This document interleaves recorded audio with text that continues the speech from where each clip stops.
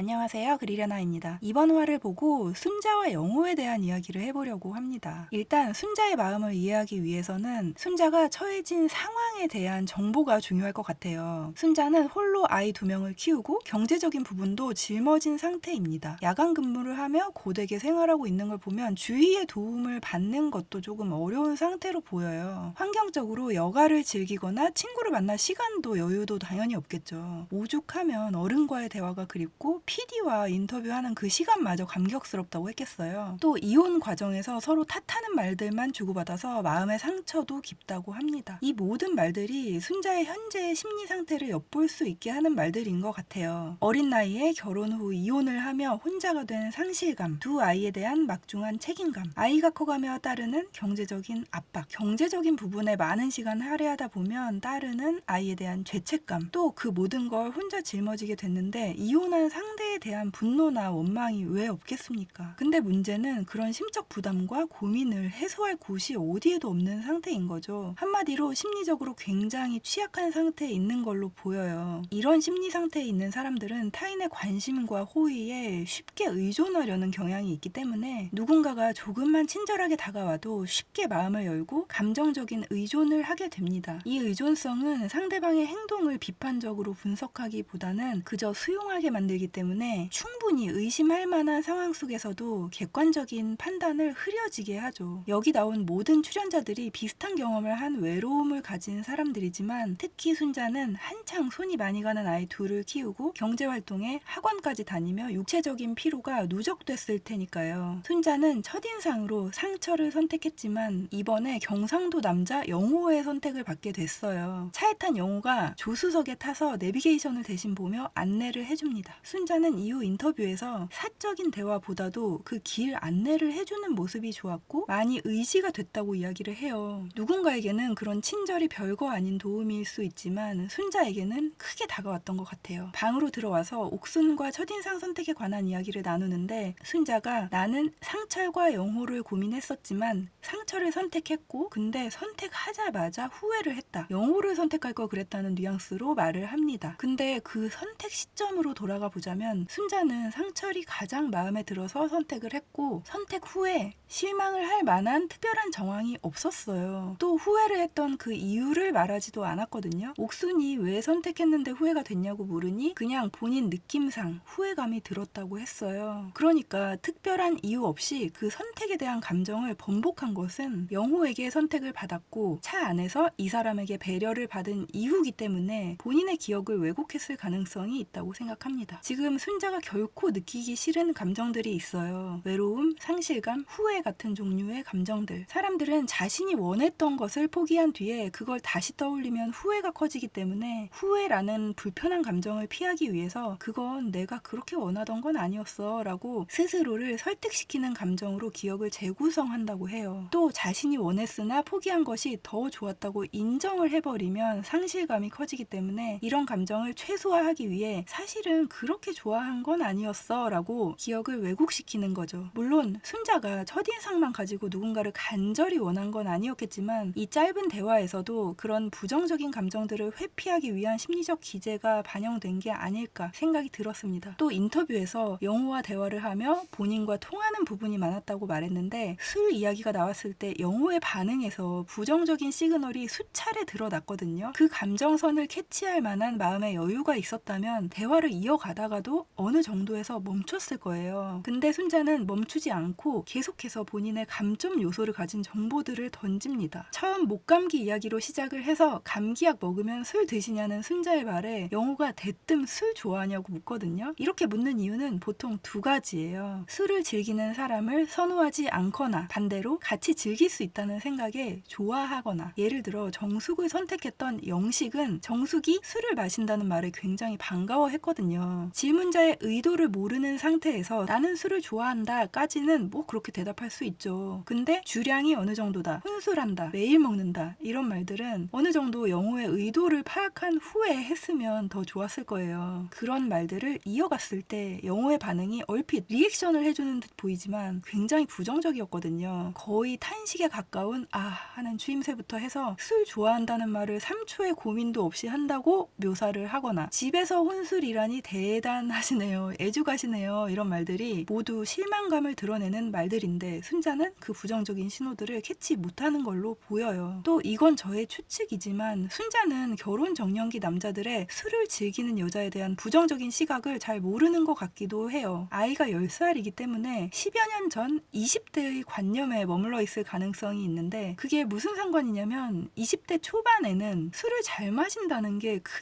흠이 아니었습니다. 지금은 시대가 바뀌어서 술을 많이 마시는 문화도 사라져가고 회식 문화도 바뀌었다 해서 어떤지 잘 모르겠지만 예전에는 그랬어요. TMI지만 저도 술이 잘 안 취하는 체질이라 어느 집단에서건 여자 중에 술 제일 잘 마시는 사람이었거든요. 어렸을 때는 그 주량이 세다는 게 뭐 자랑까진 아니었어도 흠은 아니었어요. 오히려 약간 주목을 받는 일이었습니다. 그땐 저 스스로도 남들 다 인사불성일 때 얼굴 색 하나 안 변하고 꼿꼿이 앉아있는 나 좀 멋져 이렇게 생각했던 것 같아요. 근데 나이가 들수록 본능적으로 주량을 숨기게 되더라고요. 실제로 줄기도 하지만요. 순자는 고립된 생활 탓인지 몰라도 나이가 들며 변화하는 시각이나 편견에 대해 잘 인지하지 못한 거 아닐까 하는 생각도 들었어요. 근데 순자는 인터뷰에서 영호와의 대화가 너무 편했다. 사적인 대화보다 길을 안내해준 게 의지가 돼서 좋았다라고 하지만 사실 그 길 안내해준 행동보다 훨씬 중요한 건 이 오가는 대화 속에 숨어있던 정보들이었거든요. 상대에 대한 정보를 객관적으로 수집하는 것, 또 상대가 나를 평가할 만한 긍정적인 정보를 흘리는 것이 굉장히 중요하고 어찌 보면 주어진 좋은 기회였는데 순자는 그것보다 이 사람이 나를 챙겨주는 그 표면적인 행동과 오랜만에 느끼는 설레이는 감정에 어찌 보면 취했던 것 같아요. 영호는 차 안에서 그런 대화를 했었기 때문에 순자가 술 마시는 것이 신경이 쓰입니다. 영호 입장에서는 살짝 의구심이 들긴 했지만 어쨌든 순자의 첫인상이 좋았고 호감이 남아있는 상태이기 때문에 신경을 썼던 거겠죠. 하지만 영호의 그 술에 대한 부정적인 감정을 눈치채지 못한 순자는 들뜬 마음에 평소처럼 술을 마시게 돼요. 순자에게 이런 자리가 얼마나 들뜨고 설레이겠어요. 어쩌면 영호가 술을 자제시키며 챙겨주는 그 표면적인 행동에 더욱 설레임을 느끼고 마음이 커졌을지도 몰라요. 차 안에서 길을 안내해준 그 행동에 마음이 움직였던 것처럼 그때 순자가 영호에게 여사친을 싫어하면 어떻게 할 거냐고 묻고 영호는 만날 때는 연락 못하겠지만 헤어지면 다시 연락한다 대답을 해요. 이 말이 여러분은 어떨지 모르겠지만 저는 뭐 이것까지는 이해를 합니다. 결혼이라면 문제가 될 수도 있겠지만 사실 연애할 때는 여자친구가 신경 쓴다고 해서 인간관계를 영구적으로 정리할 필요는 없다고 생각을 하거든요. 근데 여자친구가 여사친을 소개시켜 달라고 하면 어떻게 할 거냐고 물으니 문제가 되기 때문에 아예 못 만나게 한다고 해요. 저는 이 부분은 조금 문제가 있다고 생각을 해요. 나에게 보여주지 못하는 내가 모르는 이성을 따로 만난다? 과연 어떤 사람이 이걸 용인할 수 있을까? 여사친, 남사친에 대한 논란이 늘 떠오르는 것 같은데 그 정의에 대해서는 아마 사람마다 기준이 다르겠지만 제 기준으로 제가 용인하는 이성 친구는 학교나 직장처럼 특정 그룹으로 묶여 있어서 정기적이든 비정기적이든 모임에서 만나는 관계로 한정을 합니다. 그 저변에는 서로가 알기 전부터 알고 지낸 사이였다는 전제가 깔려 있는 것 같아요. 그래서 저 같은 경우 연말 송년회나 여타 행사같이 단체 모임에서 주로 이성 친구들을 만나게 돼요. 그런 것까지 차단하는 건 과하다고 저는 생각을 하거든요. 물론 단둘이 만나는 관계는 용인될 수가 없겠죠. 그러니까 연애할 때든 결혼 이후든 이성 친구의 조건은 그 존재나 집단을 나의 배우자가 훤히 알고 있고 그걸 용인했을 때 성립하는 거라고 생각해요. 그래서 사실 결혼을 하게 되면 이성에게 친구라는 말은 의미가 희미해지는 것 같긴 합니다. 과거에 굉장히 친했던 사이였다 하더라도 결국 결혼 후에는 필요에 의해서 만나거나 도움을 주거나 하는 경우가 아니면 만남 자체가 오해를 불러일으킬 수 있으니까요. 그래서 영호가 했던 여자친구와 여사친의 만남을 차단한다는 말이 제 기준으로는 납득이 안 되더라고요. 만약 그런 관계를 지속한다면 분명 오해의 소지가 될 만한 상황들이 발생을 할 것이고 배우자 입장에서는 불신이 생길 게 당연하기 때문이죠. 그런 상황을 두고 혹여나 나의 여사친을 인정 안 해준다, 나를 구속한다, 가두려 한다 라고 한다면 누구든 대화로 소통이 불가능한 지경에 이르지 않을까 생각이 들었습니다. 또 영호는 자기소개에서 뭐 하자, 뭐 먹자, 어디 가자 이런 것들 다 들어주지만 본인이 아니다 싶은 건 그건 안 들어준다고 했어요. 어떤 상황에서의 대화고 아니다 싶은 건 뭔지 구체적으로 말하지는 않았지만 그런 문제를 발단으로 이혼까지 이르게 된 것이니 추측을 해보자면 뭘 하거나 먹거나 어딜 가는 것은 일상적이고 가치관이나 신념 체계와 연관되지는 않습니다. 이런 충돌은 한쪽에서 양보를 하거나 중간 지점에서 비교적 쉽게 타협 타협할 수 있는 문제죠. 하지만 여사친에 대한 허용 기준이 다른 것처럼 가치관이나 신념 또는 도덕적인 기준과 관련이 있는 문제라면 단순히 선호도 이상의 것을 반영하는 문제이기 때문에 갈등이 깊어질 수밖에 없습니다. 영호가 예를 든 것이 사회생활을 하며 불가피한 약속이 있을 때 이해해줬으면 좋겠다. 근데 어차피 난 싸워도 가는 스타일이다. 이렇게 말을 했어요. 이 약속이 어떤 종류의 약속인지, 멤버 구성이 어떤지, 빈도는 어떤지 등등 상황에 따라 이해의 폭은 달라지겠죠. 또 본인도 여사친을 만나서 커피 한 잔 먹고 할 수 있으니 인정해주는 분이 좋다. 종합해보면 일상적인 단순 선호도를 반영하는 문제는 양보를 해주지만 가치관을 반영하는 심도 있는 문제에서는 타협하지 않는다. 이렇게 얘기하면 너무 억측일까요? 제가 보기에는 이 두 사람의 가치관이 매우 다르다는 것이 내내 보여졌고 영호는 인터뷰에서 순자에 대한 마음이 조금 하향세라고 이야기를 했기 때문에 아마도 잘 되기는 좀 어렵지 않을까 하는 생각이 들었습니다. 더구나 영호는 자녀가 없고 자녀가 있으면 어려울 것 같다고도 했는데 순자는 아이가 2명이나 있잖아요. 이래서 재혼이라는 것은 더더욱 어려운 것 같아요. 둘의 가치관이 어느 정도 맞아야 되는 것은 물론이고 과거의 상처로 인한 예민한 부분이 각자 선명하게 있을 것이고 거기다 주변 상황이나 자녀 문제까지 더해지니 정말 많이 내려놔야 가능하지 않을까 문득 생각이 들었습니다. 그럼 오늘도 끝까지 들어주셔서 감사합니다.